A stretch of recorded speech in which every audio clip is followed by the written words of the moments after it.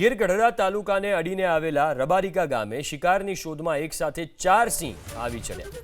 રબારિકા ગામ ગીર જંગલનું તદ્દન નજીકનું ગામ હોવાથી અહીંયા સિંહ અવારનવાર આવતા હોય છે અને દ્રશ્યો પણ તમે જોઈ શકો છો। ગામની અંદર સિંહ આવી જતા સ્વાભાવિક રીતે ગ્રામજનોમાં ફફડાટ ફેલાયો છે। રાત્રે એક સાથે 4 સિંહ આવી પહોંચ્યા હતા। શ્વાનો પણ ભસવા લાગ્યા હતા। ગામ લોકો ઘરની બહાર નીકળતા એક સાથે 4 જેટલા સિંહ જોવા મળ્યા। વિડીયોમાં સ્પષ્ટ દેખાય છે કે 4 સિંહ ગામમાં આંટાફેરા કરી રહ્યા છે। ગ્રામજનોમાં ભય ફેલાયો છે। વન વિભાગને જાણ કરવામાં આવી છે।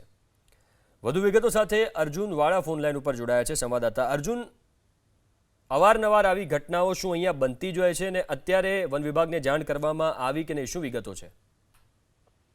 ચોક્કસ કહી શકાય તો જે ગીર ગઢડા તાલુકો છે એ ગીર જંગલને અડીને આવેલો છે, એટલે ત્યાં આવા અવારનવાર સિંહોના દ્રશ્યો છે તે સામે આવતા હોય છે।